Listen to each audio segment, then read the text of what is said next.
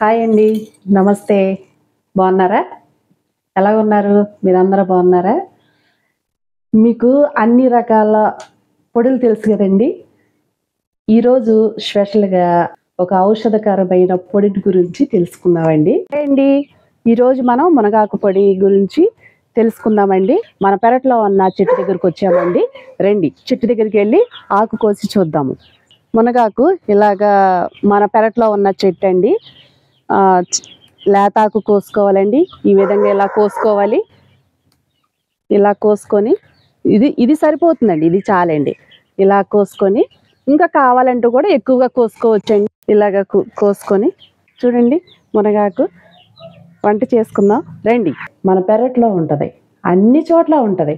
కానీ ఇది ఎందుకు పనికిరాదని చాలామంది తీసేస్తూ ఉంటారు. అసలు దీన్ని పట్టించుకోరు, వాడరు. కానీ దీనివల్ల ఎంత ఆరోగ్యం ఉంటుందో వాళ్ళకి తెలియదు. దీని ప్రకారంగా నేను ఎలా చేస్తున్నానో అలాగా ఒక్కసారి మీ ఇంట్లో ట్రై చేయండి. ఎండలో పెట్టుకోకూడదు. ఫ్యాన్ కిందో నీడలోనే పెట్టుకోవాలి. కొంచెం డ్రైగా ఉంటుంది. దాన్ని అలాగ తయారు చేసుకొని పక్కన పెట్టుకోండి. వీటిలో కావాల్సినవన్నీ కూడాను నేను ఇక్కడ రెడీ పెట్టుకొని ఉన్నానండి.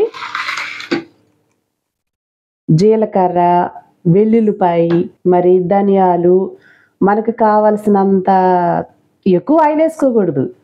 ఒక 2 స్పూన్లు ఆయిల్ వేసుకుంటే సరిపోతుందండి.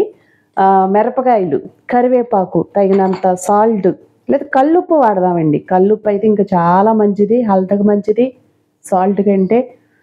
కరివేపాకు కూడా వేసుకోవాలి. వెండి మిరపకాయలు చూసి వేసుకోవాలండి. కొన్ని కారంగా ఉంటాయి, కొన్ని ఏమో చప్పగా ఉంటాయి. అవి మనకి ఎన్ని కావాలో మనకు ఆడవాళ్ళకి తెలుసు కాబట్టి అన్ని మాత్రమే వేసుకోవాలండి. నేను ఇప్పుడు ఈ పొడి ఎలా చేయాలో మీకు చూపిస్తాను. ఎవరు కూడా మిస్ అవ్వద్దు, అందరూ చూడాలి. స్టవ్ ఆన్ చేసుకుంటున్నామండి. కొంచెం హైలో పెట్టుకోండి, ఎందుకంటే కడాయి వేడవ్వాలి కదా. మనకి ఇది వేడైపోయింది. ఒక 2 స్పూన్లు ఆయిల్ వేసుకుంటే సరిపోతుందండి. ఎక్కువ వేసుకుంటే అది ఏమవుతుందంటే కొంచెం ముద్దగా అవుతుందండి పౌడర్. చూడండి ఆయిల్ వేడయింది. ఆవాలు ఒక 1/2 స్పూన్ వేసుకోవాలండి. తర్వాత ధనియాలండి, ధనియాలు కూడా వేసుకోవాలి. ధనియాలు కూడా వాడాలి. ఒక 1/2 స్పూన్ వేసుకుంటే సరిపోతుంది. జీలకర్ర అండి, ఇది 1 స్పూన్ వేసుకోవాలండి, ఎక్కువ వేసుకోవాలి ఇది.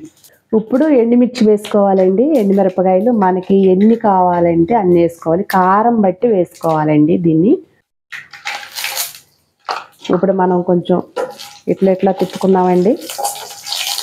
మనకు తెలుసు కదా, కొంచెం బ్రౌన్ కలర్లో వేగేలాగా కొంచెం ఇలా తిప్పుకుంటూ ఉండాలి. ఎండుమిరపకాయలు బాగా మాడిపోతాయి. సిమ్లో పెట్టుకొని ఇలా వేయించుకుంటూ ఉండాలండి. ఇది కొంచెం వేగిన తర్వాత కరివేపాకు కూడా వేసుకోవాలండి. కరివేపాకు 2 రెబ్బలు వేసుకుంటే సరిపోతుందండి కరివేపాకు. ఇప్పుడు మునగాకు వేసుకొని వేయించుకోవాలి. ఫస్ట్ ఆవాలు వేసాము, జీలకర్ర వేసాము, ధనియాలు వేసాము, కరివేపాకు వేసాము, ఎండుమిరపకాయలు కూడా వేసాము. వేగినాయండి, చక్కగా వేగుతున్నాయి. వాటిలో కూడా ఇది కూడా వేసి వేపాలి. చూసారా స్మెల్ వచ్చేస్తుందండి. చూసారా స్మెల్ ఎంత బాగా వస్తుందో.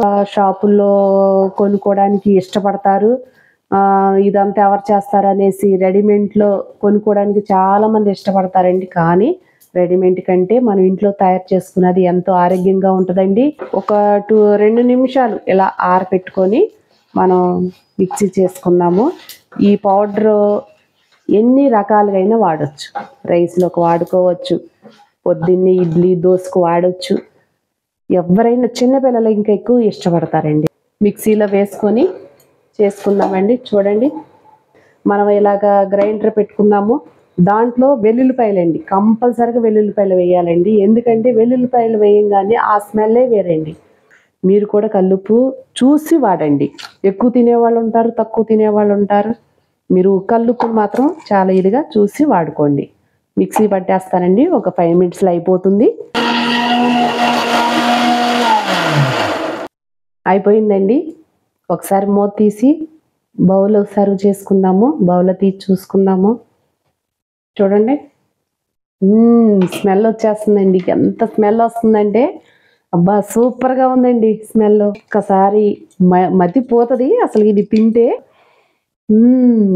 సూపర్ స్మెల్ అదిరిపోయిందండి. పోషక విలువలు చాలా ఎక్కువ ఉంటాయండి. రైస్లో తినొచ్చండి. రైస్లో అయితే ఇంకా బాగుంటుందండి. వేడి అన్నంలో చక్కగా నెయ్యి వేసుకొని ఇది వేసుకొని తింటే చాలా నోరూరిపోతుంది నాకైతే ఇప్పుడే. మునగాకుతో ఈ పౌడర్ చేసుకున్నాము. మీరు తప్పకుండా మీ ఇంట్లో చేసుకోండి.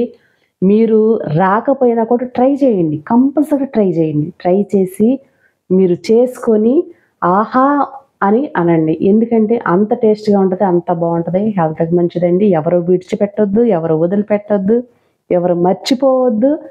ఇది మీరు కంపల్సరీగా ట్రై చేస్తారని నేను ఎంతో ఆశిస్తున్నానండి. మరి మునగపప్పు ఎలా చేసుకోవాలి నెక్స్ట్ ఐటమ్తో మీ ముందుకు వస్తానండి. ఈ మునగ పొడి మీకు నచ్చినట్లయితే మీరు లైక్ చేయండి, షేర్ చేయండి, సబ్స్క్రైబ్ చేయండి. హాయ్ అండి, థ్యాంక్ యూ అండి. ఇప్పుడు మనం మునగాకు కోసుకొచ్చాం కదండి, దాని ఔషధ గుణాలు, పోషకాలు, విలువలు మనం తెలుసుకుందామండి. వాటిలో ఉన్న బలమైన ఆహారం ఏంటో నేను చెప్తాను. మీరు ఒక్కసారి వినండి. విన్న తర్వాత మనం మునగాకు పొడి చేసుకుందాము. విటమిన్ సి కమలాల కన్నా 7 రెట్లు ఎక్కువగా దీంట్లో ఉంటాయండి. అరటి పండు కంటే 3 రెట్లు ఎక్కువగా మునగాకులో బలమైన పొటాషియం ఉంది. మునగాకే కదా అని మనం చూసి చూడనట్టుగా దాన్ని వదిలేసి మనం ముందుకు వెళ్ళిపోతా ఉంటాము. కానీ మునగాకులో ఉన్న విలువైన పోషకాలు చాలా చాలా చాలా చాలా మంచిదండి. రోజు కషాయంలో కూడా ఆ మునగాకు 2 రెమ్మలు వేసుకొని కషాయం తాగొచ్చు. జీలకర్ర వాటర్ తాగొచ్చండి. నేనైతే రోజు అలానే వాడతాను.